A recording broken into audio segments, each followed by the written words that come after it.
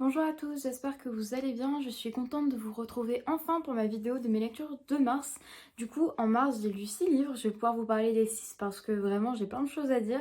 J'étais vraiment très contente de ce mois en termes de lecture. J'ai lu un peu moins que les autres mois, même si franchement, j'ai jamais eu un rythme de lecture aussi intense, tout simplement. C'était très rare, notamment l'année dernière, que je lise autant de livres d'un coup. En sachant que dans ces 6 livres, il y a 2 relectures, donc ça va peut-être être assez rapide. Je pense que je vais aussi aborder le côté justement relecture, qu'est-ce que ça m'a appris, qu'est-ce qui a changé par rapport à la première fois où j'ai lu ces 2 livres. Et on commence tout de suite. On commence donc par une relecture puisque j'ai lu We Were Liars d'Hilocart, donc Nous les menteurs en français. C'est la première fois que je lis ce livre en anglais et si vous voulez plus de détails sur mon processus de lecture, je vous invite à voir le vlog qui est dédié justement à cette lecture. Vous trouverez ça en barre d'infos si vous en avez besoin. J'ai été vraiment très touchée par cette relecture. J'ai été vraiment happée une nouvelle fois par l'histoire de Cadence et pourtant je l'avais déjà lu 2 fois, enfin je l'avais déjà du coup relu une première fois et à chaque fois je suis vraiment entraînée par ce récit que je trouve poignant. C'est l'un de mes romans préférés, il apparaît d'ailleurs dans ma vidéo à ce sujet, également si vous voulez plus de détails sur mon avis. Et en fait ouais, là j'ai vraiment été d'autant plus impressionnée par ce livre que j'ai vraiment été frappée par la voix brisée et presque désespérée, parfois dure, du personnage principal qui s'appelle Cadence. We Were Liars, c'est l'histoire du coup de Cadence Sinclair qui l'été retrouve ses cousins, ses tantes et ses grands-parents sur une île vraiment paradisiaque qui leur appartient parce que les Sinclair sont une famille assez privilégiée, même complètement privilégiée d'ailleurs. Et elle va devenir très amie, c'est un peu un coup de foudre amical avec un de ses cousins et une de ses cousines, vraiment ce sont mes meilleurs amis du monde. Et d'autant plus quand l'un de ses cousins va rapporter dans leur vie son nouveau beau-frère en fait, duquel Cadence va tomber amoureuse, qui s'appelle Gat. Et donc ces 4 personnages forment vraiment ce groupe des menteurs et chaque été ils se retrouvent. Mais plus les années passent, plus ils commencent à voir les dysfonctions un petit peu dans cette famille, qui pourtant d'après les apparences est en tout point parfaite. Mais le cœur de l'histoire réside dans le fait qu'à partir d'un certain été, Cadence va commencer à souffrir d'amnésie. Elle va être traumatisée par un accident dont elle n'arrive pas à se souvenir puisque voilà, on suit sa voix en fait, c'est elle qui raconte l'histoire et comme elle souffre d'amnésie, on ne peut pas savoir ce qui s'est passé.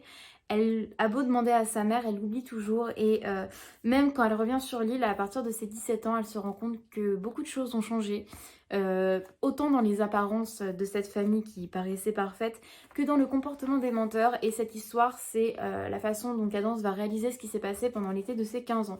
C'est vraiment un récit glaçant. Personnellement, dès la première fois, j'ai pleuré toutes les larmes de mon corps alors que je pleure rarement en lisant. Et même en relisant ce livre un peu plus tard, j'ai été vraiment très prise. Mes émotions étaient vraiment... partaient vraiment dans tous les sens en fait pendant ma lecture et c'est en ça que je trouve que ce roman fait vraiment le taf. C'est très beau par exemple quand on parle des émotions que peuvent ressentir les adolescents. C'est très juste notamment par rapport à ce sentiment un peu d'injustice, je dirais, un peu d'effervescence en fait quand on est adolescent et quand on a envie de s'élever contre tout ce qui est autour de nous.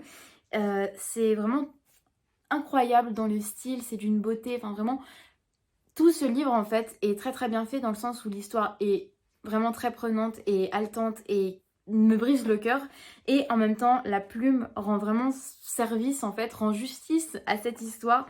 Enfin bref, vraiment mes émotions étaient ouais dans tous les sens pendant que je lisais ça. Et en fait cette relecture m'a même fait l'effet d'une claque parce que j'avais beau connaître l'histoire, j'ai vraiment prêté plus attention aux détails parce que vraiment connaissant la fin, connaissant déjà le dénouement, j'ai pu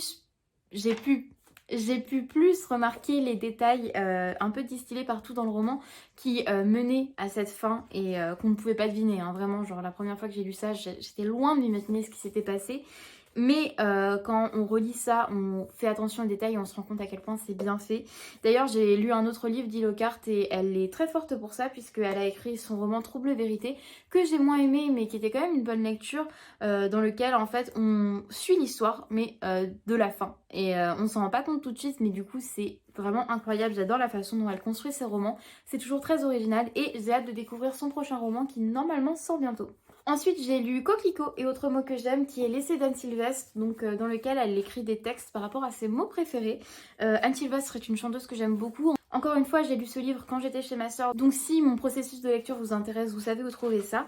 Et c'est vraiment un bijou d'intelligence et de poésie et de bienveillance. C'est vraiment, ça m'a fait l'effet d'une lecture doudou, vraiment je lisais ça et oui, j'étais très touchée parce que Anne Sylvestre évoque ses souvenirs dans ses textes, mais aussi des souvenirs proches ou lointains, des souvenirs de son enfance, de ses frères et sœurs, mais aussi de ses souvenirs de la scène, de ses propres enfants. C'est un peu des moments de la vie d'Anne Sylvestre, un peu comme des moments volés qui nous sont offerts. Ce sont des textes très intimes, mais aussi vraiment universels, puisque moi, en lisant ça, j'avais beau ne pas être concernée par l'histoire que racontait Anne Sylvestre, hein, j'étais pas là à ce moment-là, mais ça m'a rappelé à moi-même des souvenirs d'enfance un peu tendres que j'avais complètement oubliés, et je pense que c'est vraiment l'effet produit pour beaucoup. Je sais pas si c'est l'effet recherché directement par l'autrice, mais en tout cas, voilà, ça m'a fait beaucoup de bien de lire ce livre. C'est vraiment tout doux, je pense que c'est très adapté à la saison et si vous avez besoin, voilà, d'un peu de douceur, je vous le conseille vivement. On passe à ma deuxième relecture puisque j'ai lu pendant ce mois de mars Les Fiancés de l'hiver, le premier tome de la Passe Miroir que j'ai moi là dans l'édition collector avec le coffret.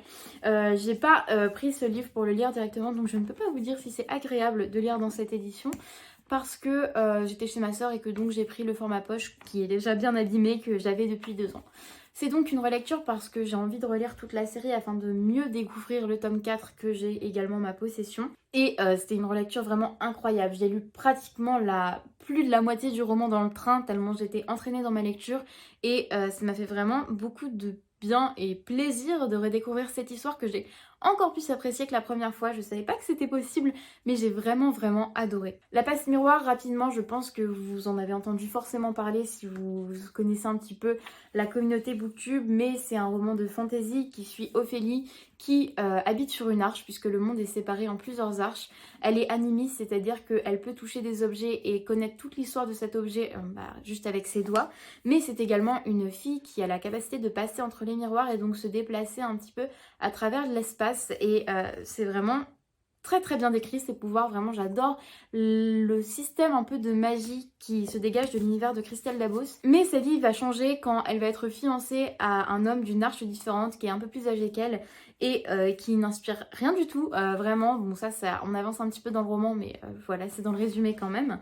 Et elle va devoir quitter son arche qui était vraiment une arche assez familiale où tout le monde se connaissait, où tout lui semblait familier tout simplement, pour une arche menée par une vie de cour assez impressionnante, pleine de faux semblants, pleine de meurtres, pleine d'histoires assez glaçantes et qui dépayse complètement notre héroïne. Mais surtout, elle va vite comprendre, une fois fiancée à ce Thorn, un intendant que tout le monde déteste sur son arche, que la raison de ce mariage est beaucoup plus politique qu'elle ne le croit et c'est toute son histoire en fait de cette découverte de cette nouvelle arche, de s'habituer à sa nouvelle vie, de découvrir plein de personnages haut en couleur et vraiment c'est merveilleux. C'est vraiment une histoire merveilleuse dans la construction déjà de ce monde qui vraiment je lis pas beaucoup de fantasy mais qui est très complexe mais en même temps très compréhensible et vraiment pleine d'intelligence et on se projette vraiment en fait quand on ferme les yeux on peut s'imaginer le monde que décrit Christelle Dabos.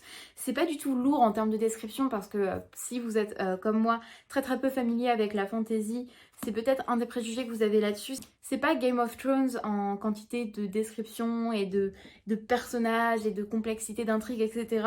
Là, on suit vraiment des personnages et c'est vraiment les personnages qui portent l'histoire. Ils sont très complexes, on sait jamais si on les déteste ou si on les aime parce que ils sont pleins de failles, mais en même temps de failles qui sont pas forcément toujours représentées. C'est pas juste l'homme ténébreux qui traite mal la femme qu'il doit épouser parce qu'il a un passé sombre et douloureux, mais par exemple, c'est une héroïne qui est caractérisée par ses lunettes, rien que ça, voilà, elle est très maladroite, elle est un peu...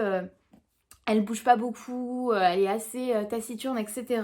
Et c'est vraiment des qualités qu'on retrouve rarement chez une héroïne. Et pourtant, toute cette histoire, c'est son évolution. Et à travers son évolution dans ce monde, c'est la façon dont elle va enfin se libérer des chaînes dans lesquelles elle était presque volontairement, pour enfin faire entendre sa voix, dire que son opinion compte. Et j'aime énormément l'évolution des personnages dans ce roman. Enfin bref, il y a énormément de choses à dire sur cette histoire, il y a beaucoup de vidéos à ce sujet et je vous invite à les voir. Et cette relecture du coup, je sais pas si elle m'a apporté des choses en plus, bon j'ai pu me souvenir un peu mieux de l'histoire parce que ça commençait à dater, mais on va dire que si elle m'a apporté quelque chose, c'est vraiment une meilleure appréciation des personnages parce que j'ai vraiment beaucoup aimé les retrouver à ce stade de l'histoire. Et du coup maintenant j'ai super hâte de redécouvrir le second tome qui est vraiment mon préféré de la série pour l'instant. On passe à une lecture que j'ai faite du coup à mon retour de vacances chez ma soeur, puisque j'ai lu Sweet Bean Paste de Dorian Sukegawa, donc je pense qu'en français c'est Les Délices de Tokyo. J'ai découvert cette histoire grâce à une chaîne Booktube dont j'ai oublié le nom, donc je vous mettrai ça dans tous les cas en barre d'infos. Et en fait c'est l'histoire d'un homme qui travaille dans une pâtisserie à Sweet Bean Paste, donc qui est une pâtisserie à base de crème de haricots mais sucré, donc voilà, je connais pas du tout ça, c'est un dorayaki je crois. Et du coup voilà, il est pas fan de son travail, il fait ça vraiment juste parce qu'il a une dette envers le patron. Et on comprend très vite qu'il est pas heureux dans sa vie, qu'il a un passé sombre, puisque c'est dit directement dans le résumé qu'il avait notamment des mêlées avec la justice. Jusqu'au jour où il va rencontrer cette vieille dame assez étrange qui va à tout prix lui demander un travail dans cette pâtisserie. Et c'est là que ces deux personnes vont se rencontrer et c'est une histoire d'amitié tellement belle. Ces deux personnes vont s'apporter énormément de choses et voilà, à partir de là, on va un peu suivre l'évolution déjà de cette pâtisserie, mais aussi de ces deux personnages et cet homme du coup va partir à la recherche un petit peu de l'histoire de cette femme qui va lui apprendre tellement de choses. Et c'est très très doux comme lecture, j'ai vraiment passé un très bon moment. Il n'y a pas beaucoup de personnages et en soi l'intrigue est pas trop compliquée, mais par contre c'est vraiment plein de douceur encore une fois. Et aussi très important, je vais pas vous le dire pour pas que ça vous spoil, mais un sujet qui n'a pas été beaucoup exploité au Japon et qui est vraiment très important et assez difficile à lire aussi parce qu'il y a vraiment des passages très émouvants. Et donc oui en fait c'est une pépite de douceur et d'émotion parce que on ne peut que ressentir les choses avec les personnages. J'ai beaucoup aimé ma lecture même si j'avoue qu'il manquait peut-être un petit quelque chose, je saurais pas trop dire quoi. On va dire que c'est une histoire qui est assez simple et on devine facilement ce qui se passe à la fin.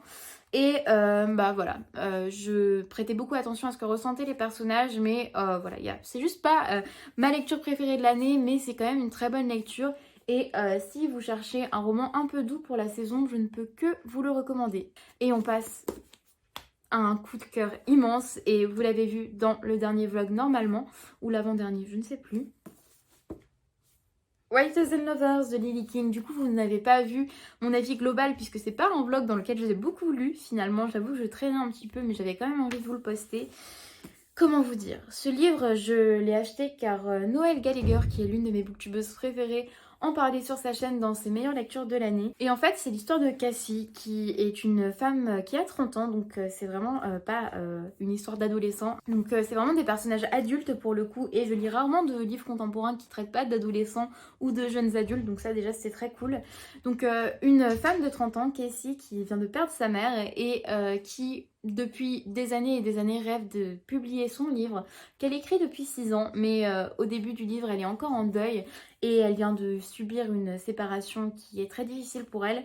Elle travaille dans un restaurant en tant que serveuse et globalement elle sait juste pas comment va continuer sa vie. Elle est endettée jusqu'au cou jusqu'à ce qu'elle rencontre deux hommes, donc pratiquement dans la même semaine, très différents l'un de l'autre et c'est un petit peu un triangle amoureux, donc elle va commencer à changer, il va y avoir des changements dans sa vie à partir de là.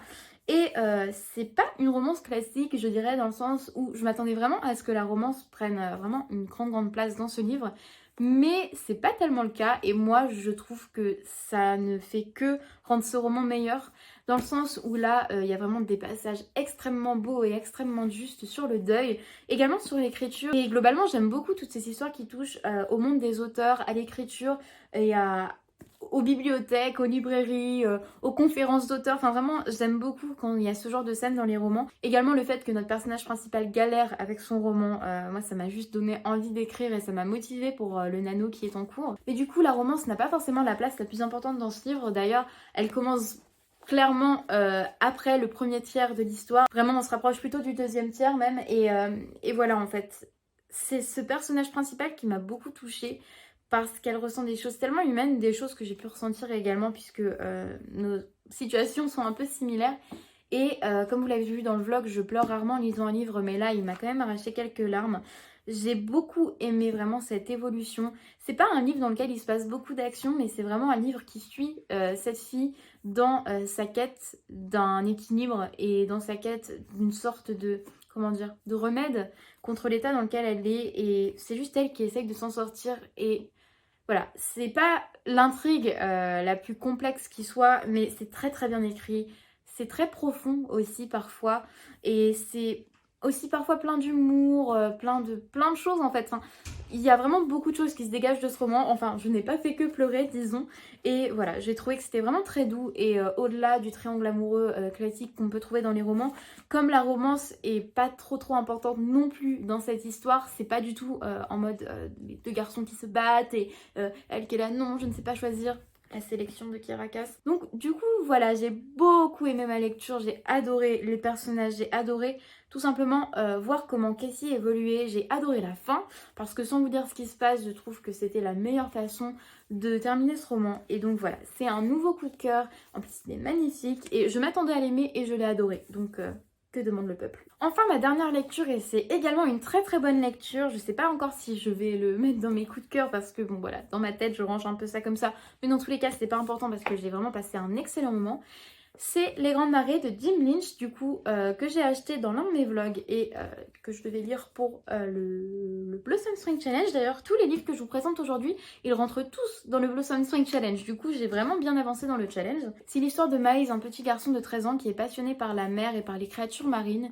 Et un jour de grande marée, somme toute banale, il va se rendre sur la plage comme à l'accoutumée et découvrir une créature qui n'est pas censée être là, une créature très très grande et tout de suite là sa vie va changer du tout au tout puisque dans son coin tranquille d'Amérique il va commencer à apercevoir des journalistes qui vont venir lui poser des questions, des gens vont commencer à s'intéresser à sa baie en fait, la baie qu'il adore et à laquelle peu de monde prêtait attention jusque là et en fait on suit Miles à travers un peu cette célébrité qui monte autour de lui mais c'est également l'histoire de ce passage en fait de l'enfance à l'adolescence. On va voir qu'il fait face à des difficultés comme par exemple l'amour qu'il porte à la fille du juge de sa ville qui est plus âgée et qui passe par une période très sombre, mais également par le divorce prochain de ses parents et sa découverte de plein de choses, de l'amour, de la sexualité, etc.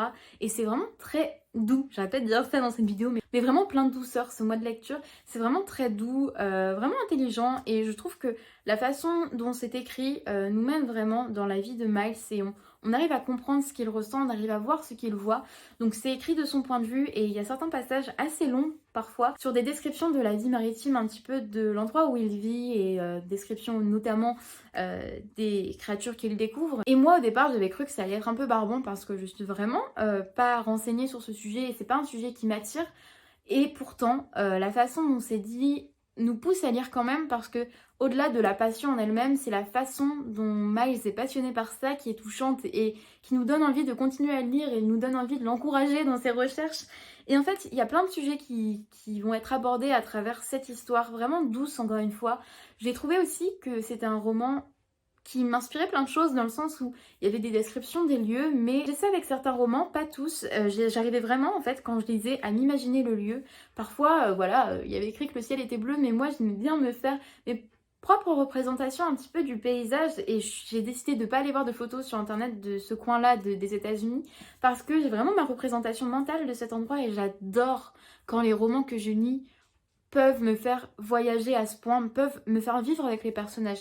Je lis parfois certaines histoires et j'arrive pas tant que ça à m'imaginer les lieux parce que peut-être que l'auteur décide de s'axer surtout sur les personnages, mais là je trouve qu'il y avait un très très juste équilibre entre la vie de Miles et le monde qui l'entourait. Et finalement c'est un livre sur ça, c'est sur son entrée dans le monde, c'est réaliser que parfois les adultes peuvent être des sacrés cons et penser qu'ils mentent dans ses découvertes, notamment c'est l'un des problèmes du roman, même si c'est évoqué sur le résumé et c'est pas du tout le point le plus important de l'histoire. Et du coup voilà, j'ai passé un très très bon moment de lecture. Je me suis surprise parce que je pensais vraiment pas que ça allait être le livre que j'allais préférer du Blossom Spring Challenge, mais je me surprenais moi-même à avoir envie de replonger dans ce livre à des moments où j'étais pas du tout dedans. Et donc voilà, si vous cherchez une lecture vraiment qui vous sort un petit peu des sentiers battus, qui vous fait découvrir tout simplement de nouveaux horizons et qui touche un peu à ce passage de l'enfance à l'adolescence avec beaucoup d'humour et d'émotion, je ne peux que vous recommander cette lecture. C'est tout du coup pour mes lectures du mois de mars. J'espère que cette vidéo vous aura plu. Moi je suis vraiment très contente de mes lectures. Mais j'avoue moi qu'après les grandes marées, je suis un peu rentrée dans une panne de lecture. C'est vrai que depuis je n'ai rien lu. Au moment où je vous tourne cette vidéo, on est le 3 mars. Bon voilà, hein, c'est pas grave. Mais ça fait plus d'une semaine que j'ai pas terminé un livre et que j'ai un peu de mal à entrer dans une lecture. Vous verrez ça dans tous les cas dans le vlog qui sortira la semaine prochaine. Mais en tout cas, j'ai racheté des nouveaux livres, j'ai rangé mes bibliothèques, comme vous le voyez, on n'est pas du tout dans le même décor que d'habitude. Et voilà, j'ai hâte de vous montrer ce que je vais lire par la suite. Je sais pas si j'ai tout de suite envie de reprendre les livres que je me suis mis dans le Blossom Spring Challenge, dans ma palle, parce que je suis tentée par d'autres lectures tout simplement. Mais vous verrez ça dans tous les cas dans ma vidéo de mes lectures d'avril. N'hésitez pas à me dire dans les commentaires ce que vous avez lu pendant le mois de mars, si vous êtes tenté par certains des livres que j'ai présentés. Et moi je vous dis à très bientôt pour une prochaine vidéo.